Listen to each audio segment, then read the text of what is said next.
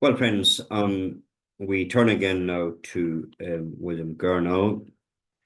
If you remember back 2 weeks ago, we've seen that Gurnall has dealt with the phrase, he's dealing with that verse, above all, taking the shield of faith. And he's dealt with that phrase, above all, and set before us the preeminence of faith above other graces. Well, he's now going to say more on the same point. This next section is titled, Why Faith is Preeminent. Why does faith have a preeminence over the other graces? Why does he say, above all, taking the shield of faith? Well, Gurnall gives 4 reasons, and I would like to get through the 4 this evening, but, well, we'll see. The first reason that Gurnall gives is the great inquiry that God makes of faith, the great inquiry that God makes of faith. Now, that may sound a bit of a difficult heading, but I think you'll see what he means when I begin to open it up here. The great inquiry God makes of faith. Nothing else shows how important a person or a thing is more than how frequently we ask after them. We inquire most about those that we love the most.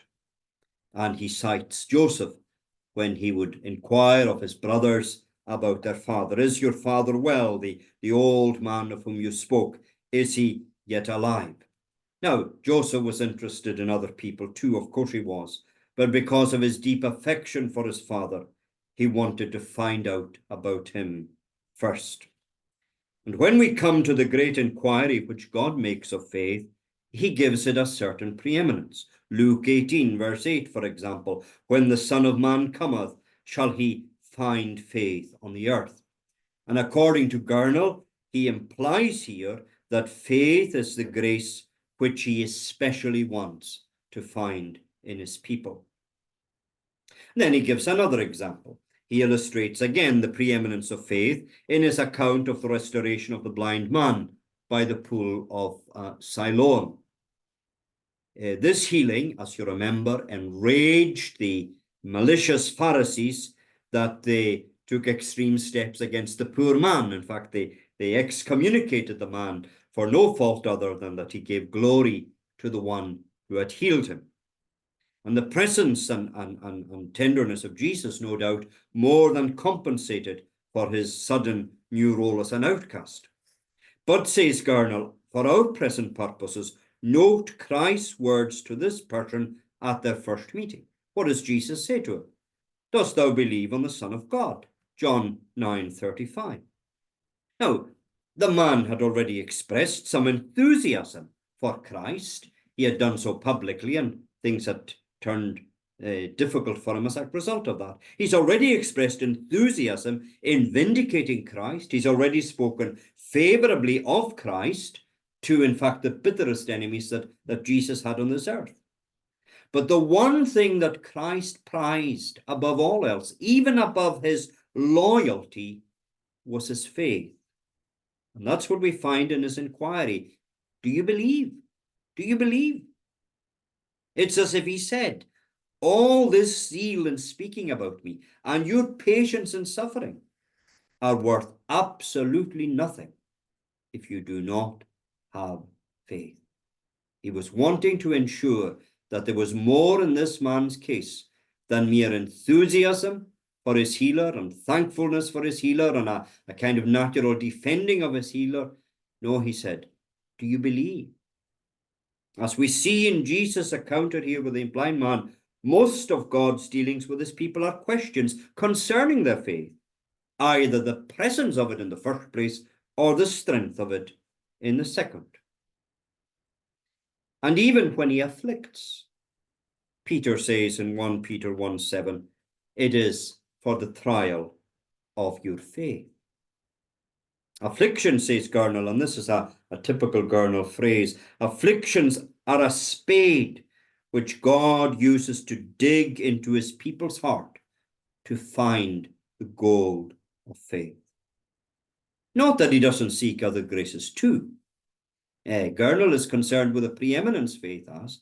Yes, of course he seeks other graces too, but faith in the sight of God would appear to be the most precious of them all. Even when God delays, even when God withdraws his hand before coming in mercy, he does it, he promises that he does it, so that he can explore our faith. Another example, the Canaanite woman. You remember the way Jesus carefully and thoroughly examined her faith while she struggled to believe. O woman, he said, great is thy faith. Be it unto thee as thou wilt. Matthew 15:28. In answering the woman's plea for him to heal her daughter, Jesus gave her the evidence of her faith and more mercy by far than she, of course, had expected. So that's the first reason for the preeminence of faith, the great inquiry God makes of it. It tells us that God himself places a preeminence on it that we should then follow and understand. So the great inquiry that God makes of faith, but then secondly, the favor that is given to faith. God gives a special favor to faith. Now, even when other graces are working along with faith in the Christian life, and I suppose they always are, even then, it is faith that receives the crown of supremacy. And he takes Hebrews 11 as an example. We hear almost nothing about any other grace except faith in that chapter. By faith Abraham, by faith Jacob, by faith the rest of the saints did their exploits. Now, in each of their accomplishments, in every single one of these cases, obviously other graces were present with faith, and we can identify them as we look at each of these cases.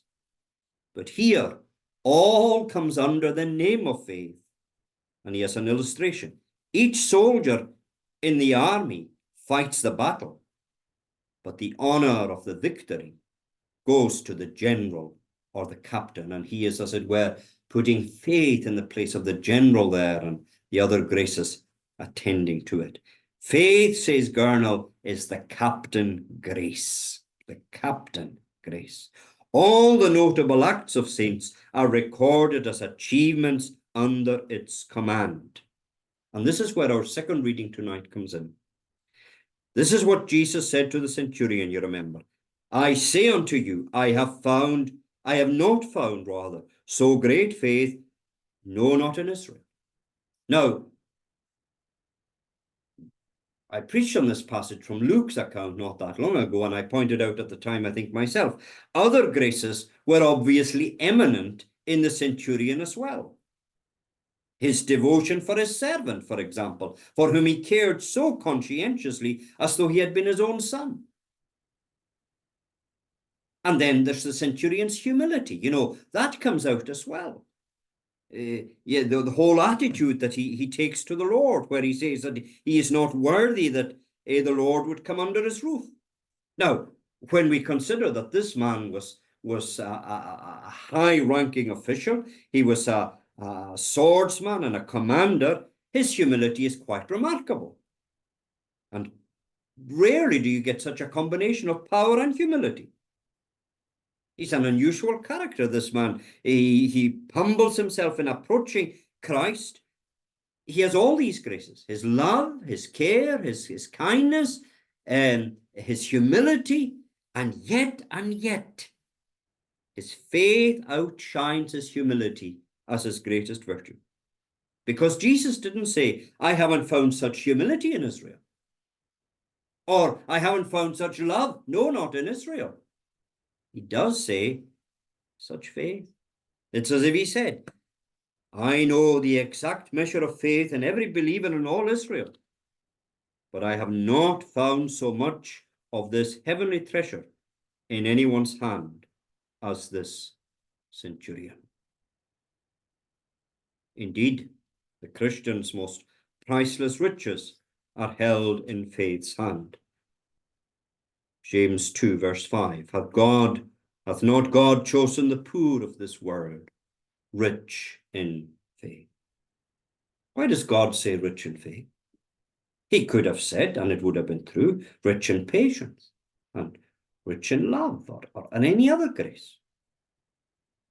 When a sinner claims pardon of sin, favor of God and heaven itself, it's not love or patience, but faith and faith alone, which is in operation and which, as Gurnall says, lays down the price of all these benefits. Not, Lord, pardon and save me, here's my love, or here's my patience for it. But here is Christ, and the price of his blood, which faith presents for the full payment of them all.